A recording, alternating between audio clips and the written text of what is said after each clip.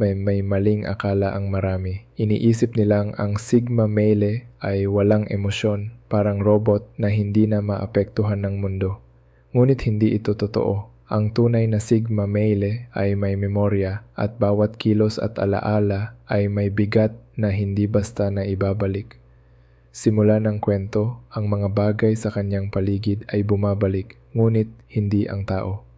Maaari mong ibalik ang mga material, pero ang mga tao?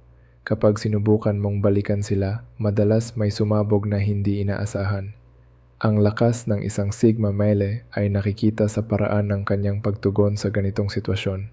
Ngayon, tatalakayin natin ang 7 malinaw na senyales na ang Sigma Male ay nasa punto ng kanyang limitasyon.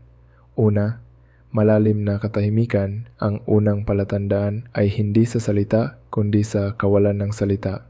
Ang isang Sigma Male ay natural na tahimik, ngunit kapag nasa gilid na siya ng kanyang kakayanan, ang katahimikan ay nagiging mabigat at makapangyarihan. Hindi ito tahimik na pagmumuni-muni. Ito ay tahimik bago ang bagyo. Mapapansin mo na bumababa siya sa pagbibigay opinyon kahit direktang tanungin. Umaatras siya sa mga walang kwentang pag-uusap at bawat onsa ng enerhiya ay inilalaan sa estratehikong pagpaplano. Ang katahimikang ito ay parang presyon sa paligid. Nararamdaman ng mga may pakialam na may paparating. Pangalawa, paglayo sa lipunan. Ang Sigma Male ay karaniwang may kaunting ritual sa pakikisalamuha. Ang maikling bati, simpleng pagtango o mga simpleng alituntunin sa kagandahang asal. Kapag malapit na siyang lumagpas sa limitasyon, ang mga biyaya sa lipunan ay unti-unting nawawala.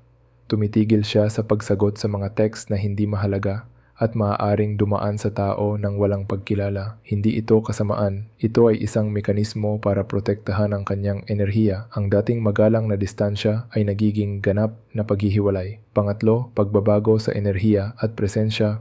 Ang Sigma Male ay may natural na kalmadong presensya. Ngunit kapag papalapit sa kanyang hangganan, nagiging mas matindi, mas siksik at halos elektrikal ang kanyang aura.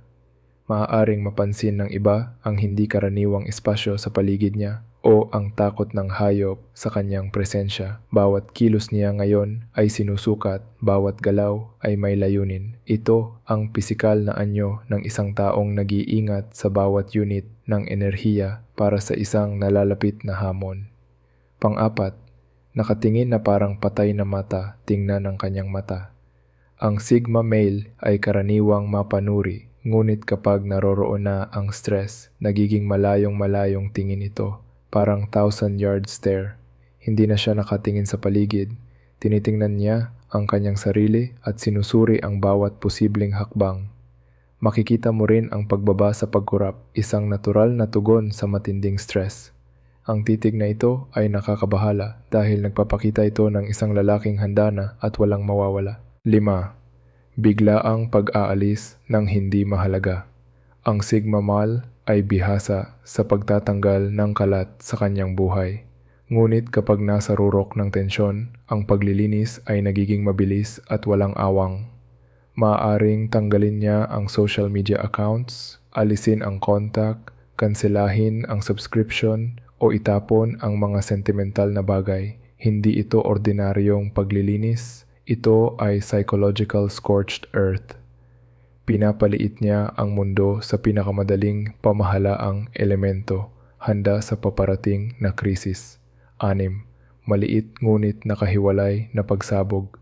Minsan maliit na bagay lang ang nagiging sanhi ng matinding reaksyon. Isang matulis na komento, pintong isinara ng malakas o tasa na nahulog. Ang mga ito ay pagpapakawala ng nakatagong presyon mula sa mas malalaking hindi natugunang isyu. Ang pinakamaliit na insidente ay maaaring magpakita ng matinding dami ng panloob na tensyon. Ang mga sandaling ito ay mapanganib dahil hindi mo alam na sa ilalim ng karaniwang katahimikan may napakalaking presyon na nag-iipon. Panghuli, tahimik na kapayapaan bago ang desisyon. Kapag biglang nagmumukhang kalmado ang Sigma Male, huwag magpalinlang. Ito ay tanda na naabot na niya ang dulo ng kanyang pasensya at ang anumang hakbang ay magiging kalkulado at tiyak. Ito ang mata ng bagyo, ang tahimik na sentro kung saan nagpasya siya sa susunod na gagawin. Ang pag-unawa sa mga senyales na ito ay hindi para manipulahin ang isang Sigma Male, kundi upang respetuhin ang kanyang hangganan bago siya mapilitang ipatupad ang mga ito. Ang biglaang pagkilos ng Sigma Male ay bunga ng libo-libong tahimik na labanang pinaglaban ng mag-isa, mga hindi masabi na pagkabigo at hindi nakikilalang presyon. Kapag ang pinakatahimik na lalaki sa silid ay sa wakas ay kumilos, lahat ay nakikinig. Ang tunay na matalino ay nakikita ang mga senyales bago pa man dumating ang sandaling iyon. Alam na kahit ang pinakamapanatag na tao ay may hangganan.